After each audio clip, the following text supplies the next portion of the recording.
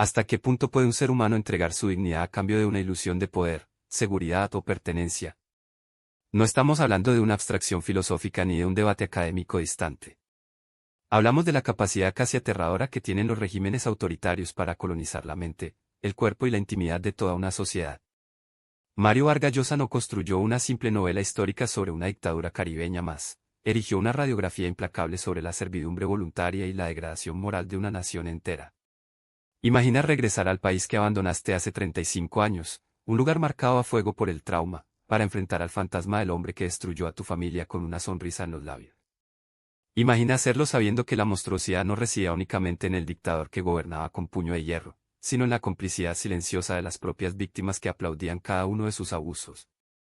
En este análisis no habrá spoilers del desenlace definitivo de la trama principal, pero sí nos adentraremos sin piedad en las tripas psicológicas de una de las obras más desasosegantes de la literatura hispanoamericana contemporánea.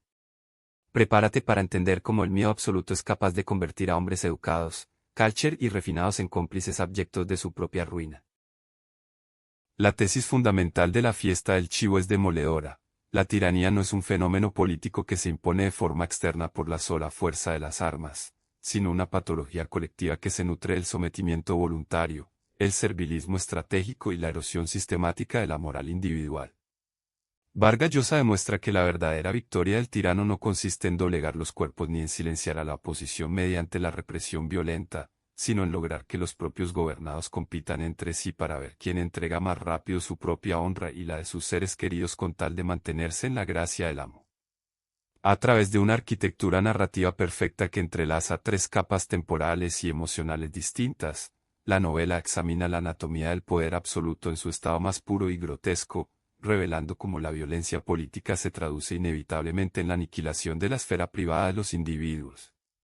El chivo no es simplemente Rafael Leónidas Trujillo, el chivo es el ídolo sangriento que toda una sociedad construyó y alimentó durante 3 décadas para evitar la fatiga y la responsabilidad que exige la libertad. Para entender la magnitud de esta tragedia, debemos diseccionar primero sus 3 vértices fundamentales. El primero es la propia Urania Cabral.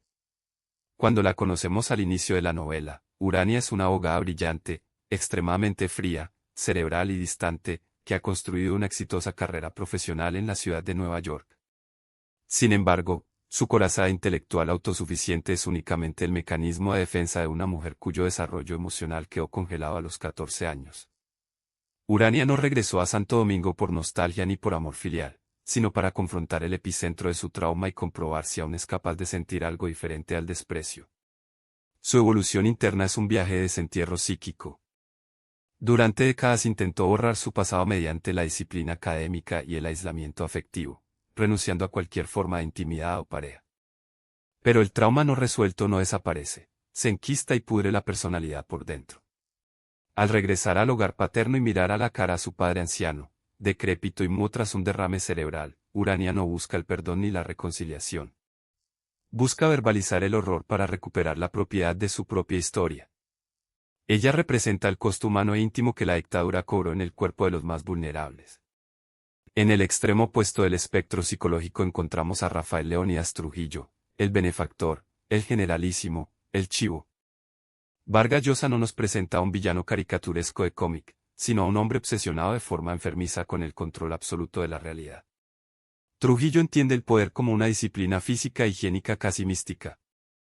Su rutina diaria es férrea, no suda, no muestra fatiga, viste uniformes impecables en el calor asfixiante del Caribe y exige una puntualidad militar a todos sus colaboradores.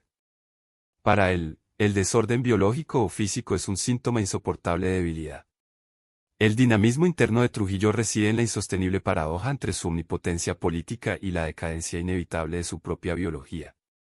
A los 69 años, el tirano enfrenta la incontinencia urinaria y la impotencia sexual, 2 humillaciones del cuerpo que amenazan con destruir la imagen de semidios infalible que ha construido meticulosamente durante más de 3 décadas. Para mantener esa ilusión de fuerza sobrehumana, Trujillo exige a sus cortesanos una sumisión que sobrepasa lo político y se adentra en lo grotesco. Es aquí donde la novela nos regala una de las frases más reveladoras sobre la mecánica del sometimiento. Presta atención a cómo el régimen definía la conducta de sus subordinados. La máxima implacable que regía la administración trujillista se resumía en una frase funesta: a Trujillo no se le obedece, a Trujillo se le adivina. Esta cita no es un mero dicho popular, es el corazón conceptual de la tiranía. Fíjate en la elección del verbo adivinar. Obedecer implica seguir una orden explícita, una regla que tiene límites definidos. Adivinar, en cambio, exige que el súbdito viva en un estado de paranoia constante, anticipando los deseos volubles, los caprichos y los odios del amo antes de que él mismo los exprese. Elimina cualquier margen de seguridad jurídica o moral. La única forma de sobrevivir es adelantarse en el servilismo. El tercer grupo de personajes fundamentales lo componen los conspiradores, representados brillantemente por hombres como Antonio de la Maza, Amadito García Guerrero y Salvador Estrella Sala. Lo aterrador de este grupo es que no son revolucionarios marxistas ni ideales democráticos puros nacidos al margen de la dictadura. Ellos son productos directos del régimen. Eran oficiales, colaboradores y servidores del sistema que, en determinado momento, sufrieron un agravio personal insoportable por parte del chivo, la ejecución deshonrosa de un hermano, la imposición de traicionar a la propia prometida o la humillación pública sin motivo. Su psicología es trágica porque comprenden que han sido monstruos cómplices del régimen durante años.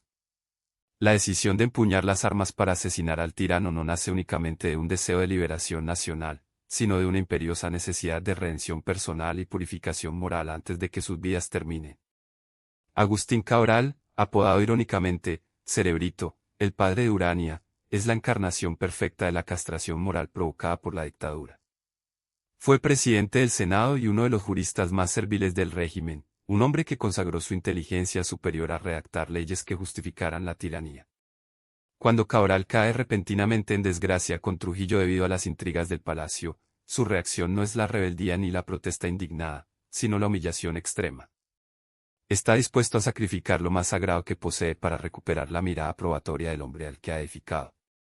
La psicología de Agustín Cabral muestra la abyección más espantosa, el colaborador que acepta su propia destrucción como un castigo merecido y que busca desesperadamente congraciarse con su verdugo, entregándole lo que sea necesario sin medir las consecuencias insalvables.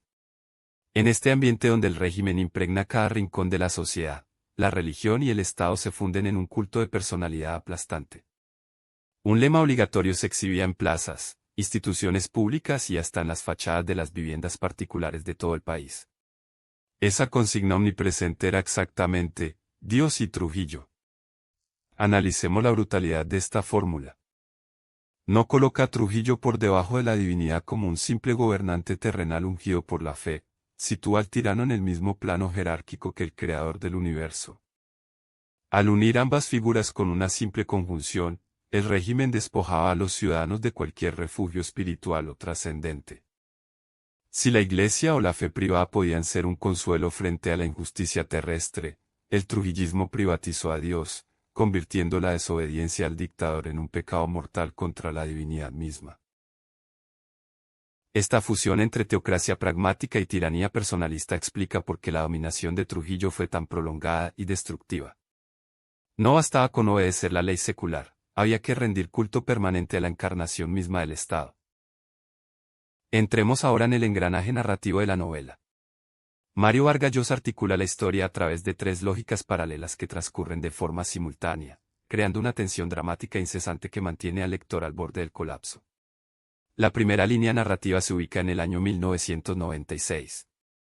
Urania Cabral regresa a Santo Domingo tras más de 3 décadas de exilio voluntario.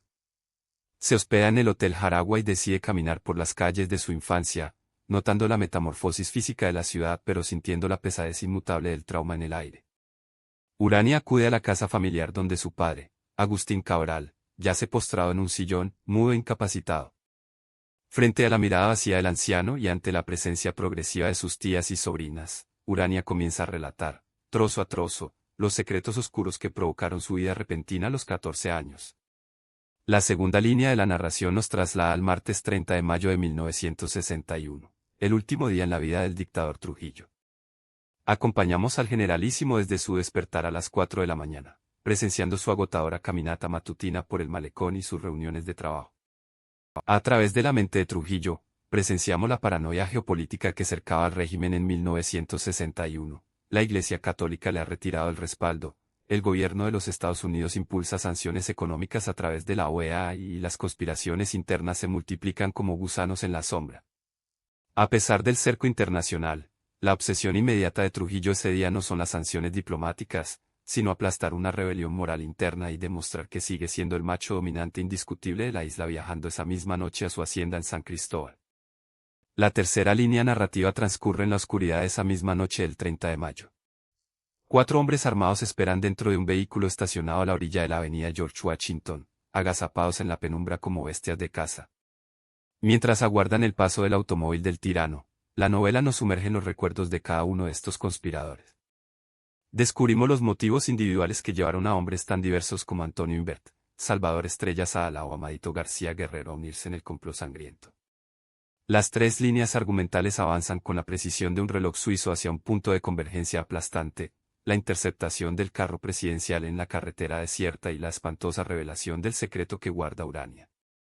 Para comprender el grado de perversión de la corte trujillista, debemos examinar la forma en que el régimen gestionaba la lealtad política mediante el deshonor público. Los ministros no temían únicamente a la cárcel o al paredón, temían al repudio social orquestado desde la prensa oficial. Cuando un funcionario caía en desgracia, el periódico El Caribe publicaba cartas de lectores, anónimas o notas editoriales sutiles que señalaban la falta de celo patriótico del desafortunado. Al día siguiente, todos los antiguos amigos del caído le negaban el saludo en la calle por pánico al contagio. Fue exactamente esa maquinaria de humillación la que se abatió sobre Agustín Cabral. Despojado de su cargo de senador sin explicación alguna, rechazado por sus pares y condenado al aislamiento en su propia casa, Cerebrito cayó en una espiral desesperada de sumisión. En su mente distorsionada por décadas de servilismo, la única forma de demostrar su lealtad absoluta e inquebrantable al régimen era ofrecer algo que estuviera por encima de cualquier sospecha política o material. En el clímax de la tiranía, la pérdida de sentido moral era tan absoluta que los propios colaboradores veían en la pérdida de la dignidad un honor supremo. Una frase estremecedora sintetiza la mentalidad de los hombres devastados por la dictadura. Refiriéndose a la pérdida de honor de los colaboradores, Vargas Llosa escribe la dura sentencia: un hombre sin vergüenza es un cadáver que camina. Desmenucemos esta declaración impactante. Para la obra, la vergüenza no es solo una emoción pasiva o un simple pudor social, es el límite ético elemental que separa al ser humano de la condición de objeto o animal doméstico. Cuando un individuo entrega su sentido de la vergüenza para complacer al tirano, no sobrevive, se convierte en un cuerpo vacío, en una cáscara biológica sin alma que transita por la vida sin dignidad. Agustín Cabral no murió el día que le dio el derrame cerebral, murió el día que entregó voluntariamente su vergüenza moral. Esa ausencia de vergüenza fue la que llevó a Agustín Cabral a cometer el acto definitivo de abyección. Ante los rumores de que Trujillo apreciaba la belleza joven y pura, Cabral facilitó que su propia hija de 14 años, Urania, acudiera a una fiesta privada en la residencia campestre del dictador en Casa de Campo. Cabral se convenció a sí mismo de que se trataba de una simple deferencia patriótica, una distinción social que demostraría la devoción irrestricta de su familia al régimen y le devolvería los favores perdidos del presidente. Lo que ocurrió en esa mansión no fue una fiesta ni un romance, fue una agresión brutal y despiadada. Trujillo, frustrado por su repentina impotencia física frente a la adolescente aterrorizada, descargó su rabia e inoperancia biológica cometiendo un acto sangriento de sometimiento físico que destrozó para siempre el cuerpo y la mente de Urania. La agresión a Urania es el microcosmos perfecto de toda la dictadura trujillista. El tirano no buscaba el placer o el amor, buscaba infligir dolor y dominación total sobre la inocencia para compensar sus propias miserias e imperfecciones físicas. Al día siguiente del horror, con la ayuda abnegada de unas monjas de su colegio, la joven Urania logró salir del país con destino a los Estados Unidos, jurando no regresar jamás y cortando todo vínculo con el hombre que la había utilizado como moneda de cambio político, su propio padre. Mientras Urania relata esta pesadilla en 1996 ante sus tías horrorizadas, la narración en 1961 alcanza el punto de máxima tensión en la carretera hacia San Cristóbal. El Chevrolet azul en el que viaja Trujillo es emboscado en la noche por los conspiradores. El tiroteo es caótico, sangriento y visceral. Vargas Llosa no idealiza el magnicidio, describe la adrenalina, el miedo paralizante, los disparos a quemarropa y la desesperación de hombres que saben que se están jugando la existencia en cuestión de segundos. El cuerpo del chivo cae finalmente acribillado sobre el asfalto mojado. Sin embargo, La muerte física del tirano no provoca la liberación automática ni instantánea de la República Dominicana. Lo que sigue a la emboscada es una aterradora espiral de represión desatada por el aparato de inteligencia del régimen, dirigido por el sanguinario Johnny Abs García, y por los hijos del dictador, demostrando que la dictadura era un monstruo con múltiples cabezas. La conspiración fracasa parcialmente en su fase posterior porque los mecanismos de control, cobardía y parálisis social estaban tan arraigados en el ejército y en la burocracia que casi nadie se atrevió a dar el paso decisivo para tomar el poder vacante. Los conspiradores son cazados uno a uno, sometidos a torturas sistemáticas e inhumanas en las cárceles del Servicio de Inteligencia Militar. Su martirio evidencia el precio abrumador que exige la recuperación de la dignidad histórica en una sociedad devastada. En medio del caos político tras la muerte de Trujillo, emerge la figura enigmática de Joaquín Balaguer, el marioneta intelectual que, mediante maniobras astutas, paciencia maquiavélica y perfil bajo, comienza a desmontar el trujillismo sin Trujillo para garantizar su propia supervivencia política. La fiesta del Chivo es mucho más que una crónica ficcionalizada sobre el fin de una dictadura caribeña. Es una advertencia sobre la fragilidad de la condición humana cuando se enfrenta a las tentaciones del absolutismo y la comodidad de la servidumbre. Vargas Llosa nos recuerda que los tiranos no caen ni triunfan en el vacío, se alimentan de la renuncia progresiva de los ciudadanos ordinarios a sus principios morales diarios. Cada pequeña concesión al miedo o al oportunismo construye los cimientos sobre los que se alzan los monstruos políticos.